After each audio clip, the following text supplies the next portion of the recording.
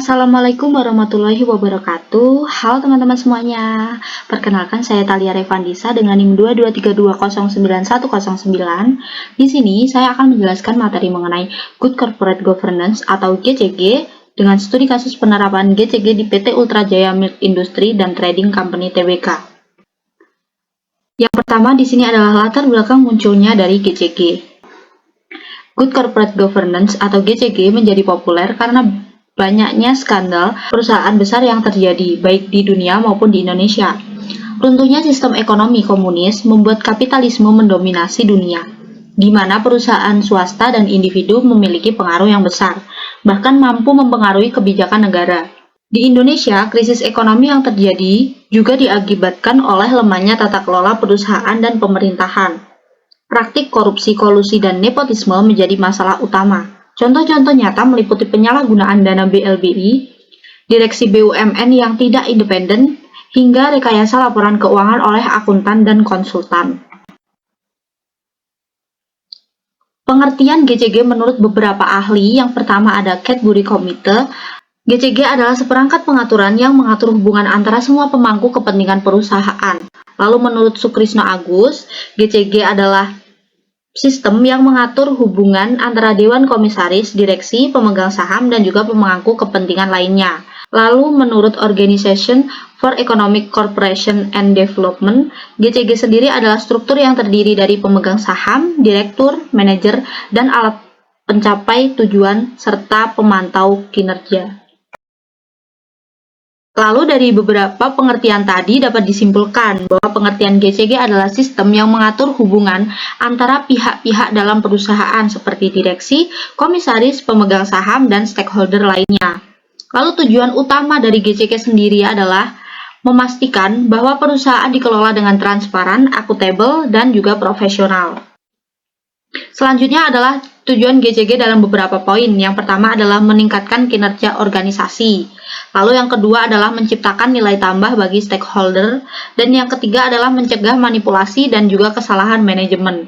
Dan yang terakhir, meningkatkan kepercayaan investor dan juga publik. Lalu, prinsip-prinsip dari GCG sendiri menurut National Committee on Governance 2006, prinsip yang pertama adalah fairness atau kewajaran, perlakuan yang adil bagi semua pemangku kepentingan. Dan yang kedua adalah transparansi atau transparansi. Informasi harus terbuka dan juga tepat waktu. Yang ketiga adalah prinsip accountability atau akuntabilitas, yaitu kejelasan fungsi dan juga pertanggungjawaban. Yang keempat adalah prinsip responsibility atau responsibilitas, yaitu tanggung jawab, hukum, dan juga moral. Dan yang terakhir adalah prinsip independensi atau kemandirian, yaitu bebas dari tekanan dan juga konflik kepentingan. Lalu kita akan masuk ke studi kasus GCG yang diterapkan di PT Ultra Jaya Milk Industry dan Trading Company Tbk. Jadi, Ultra Jaya secara konsisten sudah menerapkan prinsip-prinsip tata kelola perusahaan yang baik untuk menciptakan keseimbangan antara kekuasaan dan juga tanggung jawab perusahaan terhadap pemegang saham dan stakeholder. Ini adalah 5 prinsip dasar yang sudah saya rangkum dari Annual Report tahun 2023. Yang pertama ada prinsip keterbukaan. Di sini saya akan menunjukkan annual report dari PT Ultra Jaya. Nah, ini adalah bagian dari tata kelola perseroan atau GCG yang diterapkan di PT Ultra Jaya. Yang pertama di sini ada 5 prinsip yang sudah diterapkan, yaitu prinsip keterbukaan, lalu ada prinsip akuntabilitas, dan juga prinsip tanggung jawab. Yang keempat ada prinsip kemandirian. Sedangkan yang terakhir ada prinsip kewajaran. Lalu yang selanjutnya adalah organ tata kelola di PT Ultra Jaya. Ini adalah struktur organisasi yang sudah saya rangkum dari Annual Report PT Ultra Jaya. Yang pertama, yang paling tinggi adalah RUPS atau Rapat Umum Pemegang Saham yang memiliki wewenang tertinggi untuk menyetujui laporan keuangan, penggunaan laba, dan juga pengangkatan auditor. Di bawahnya ada direksi yang bertanggung jawab atas pengelolaan operasional, terdiri dari presiden, direktur, dan 2 direktur. Lalu yang ketiga ada Dewan Komisaris, yaitu mengawasi dan memberi nasihat kepada direksi, diperkuat dengan komisaris independen. Lalu yang terakhir ada Komite Audit yang bertugas mengawasi laporan keuangan, sistem pengendalian internal, dan juga kepatuhan terhadap standar akuntansi. Nah, di dalam annual report-nya sendiri, nomor 2 ini ada organ perseroan.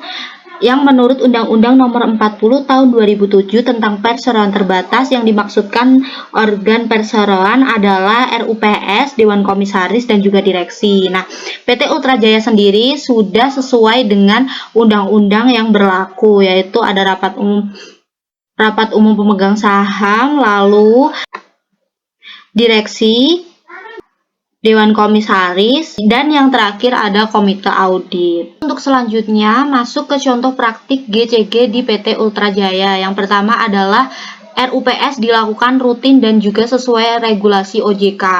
Nah, ini di annual reportnya sendiri, RUPS yang dilakukan rutin dan sesuai dengan regulasi OJK tahun 2023 kemarin sudah diselenggarakan pada tanggal 19 Juni, yaitu perseroan telah menyelenggarakan rapat umum pemegang saham tahunan dan juga rapat umum pemegang saham luar biasa di Bandung.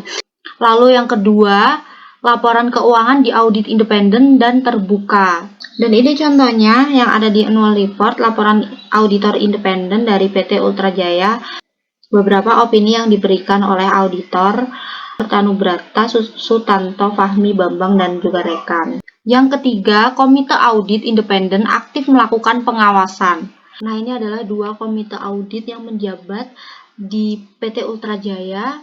Yang keempat, sekretaris perusahaan menjembatani komunikasi dengan publik.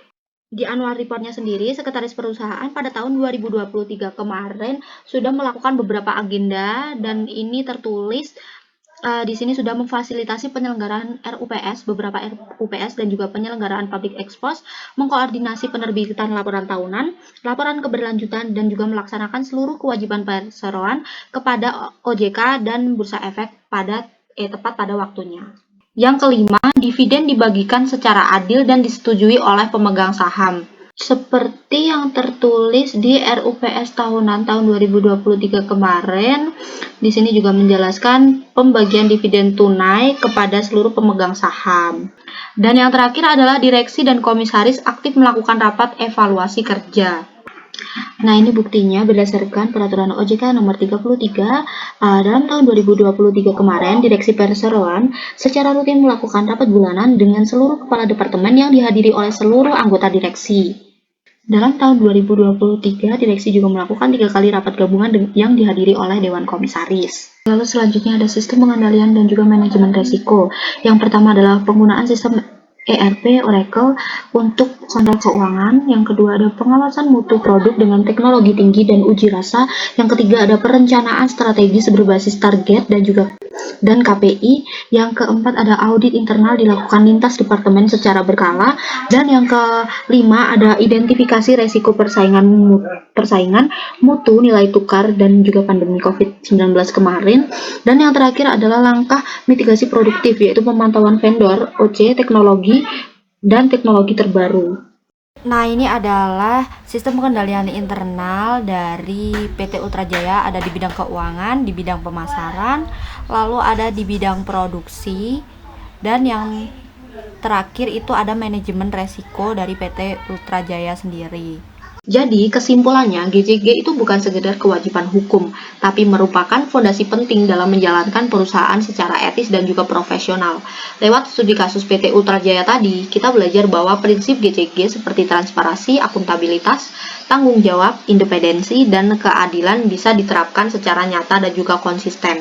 Komitmen PT Ultra Jaya dalam menjaga tata kelola perusahaan melalui sistem kontrol, pelibatan pemegang saham, serta evaluasi dan pengawasan berkala menunjukkan bahwa GCG mampu membangun bisnis yang kuat, terpercaya, dan juga berkelanjutan.